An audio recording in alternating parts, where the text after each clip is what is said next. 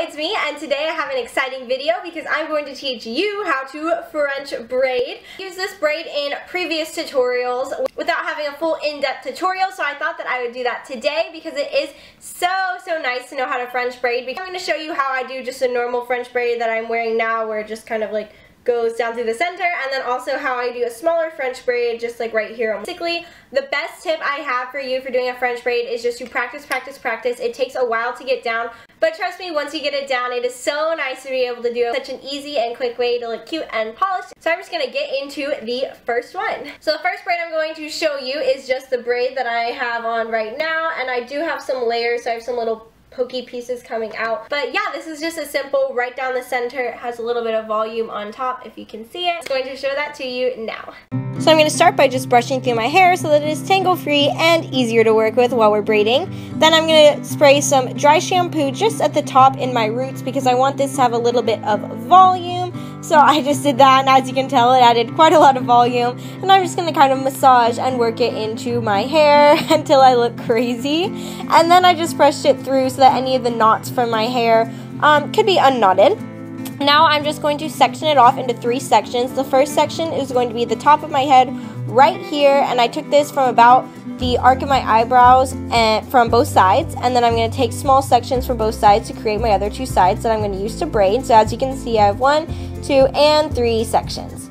So I'm going to take that first section, and it is going to now go into the middle like you're doing a regular braid, and the same with the other section. They're just going to take turns being in the middle, except instead of continuing to braid, before I take that first section back into the middle again, I incorporate a small piece from all the hair that I have laying down. So as you can see, I just added in to that first section and then put it in the middle. I'm going to do it again and again and again so you can see it a bunch of times. I take a small section using just my finger to part it and incorporate it into that section and then put it back into the middle of the braid, just like you're doing a normal 3-strand braid. Just in between, again, I'm going to add a little bit of hair from the hair I have lying down so that by the end of the braid, I'll have all the hair incorporated into the braid. So I'm going to continue doing this. As you can see, just always adding a little section of hair that I section off with my finger into the section of the braid, and then alternating the sides and the sections so that they have turns being in the middle, as you can say, just like you would in a 3-strand braid.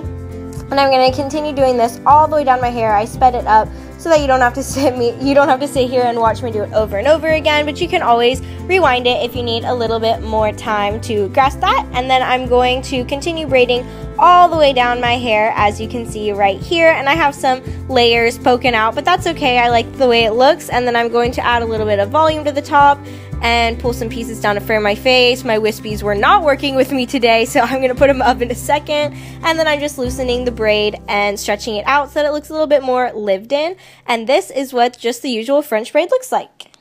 So the second look I'm going to show you the French braid is just a little French braid in the front right here. It's pretty loose and laid back into a low side ponytail. You don't have to put it into a low side ponytail. You can always pin it back, or put it into a high ponytail or a bun, or however you want to finish it, or just leave it hanging down, could be cute too. I just wanted to show you how you can incorporate braids into other hairstyles. So now for the smaller braid, I'm going to be doing the braid exactly the same. So I'm going to start by brushing it out so that I don't have any tangles, and then I'm just parting the pieces in front of my ear away from the rest of the pieces of my hair so I have a nice small braid.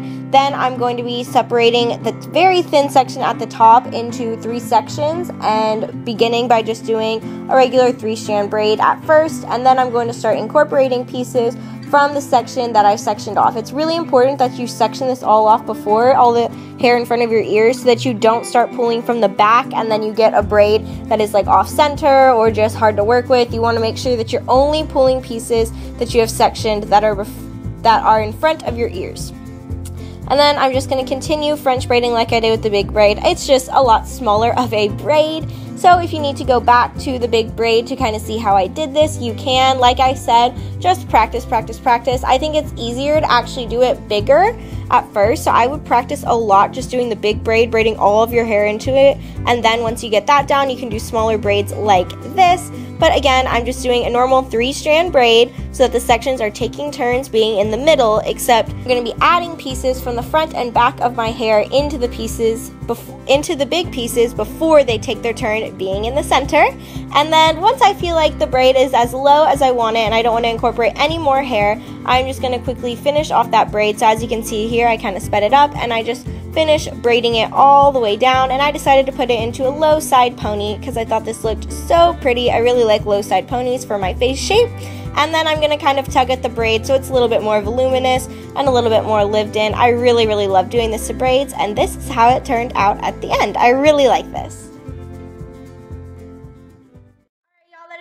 To share with you today. I really hope that this video helped y'all learn how to French braid. And if you like this video, make sure to give it a big thumbs up and subscribe down below if you want to see more. And now it is time for the big announcement. If you haven't subscribed to my channel for a little while, then you would know that I just recently ended a giveaway on Wednesday, and so today is the day that I will be announcing the winner of that giveaway. I am giving away an Urban Decay eye palette and a couple of other goodies. Just quickly wanted to say a big thank you to everybody who entered and everyone who subscribed to my channel to get me to the 100 subscribers it took to do this giveaway. I really appreciate it. And if you didn't win, please don't be sad. I really wish I could give each and every one of you something because I love y'all so much. I will hopefully be having another giveaway in the near future. If you didn't win, then stay tuned for the next one. Alright, and the winner is... drum roll.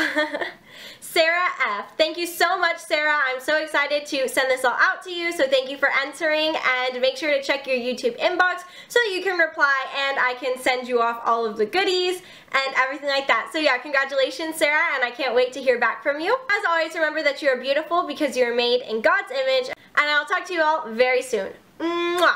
Bye.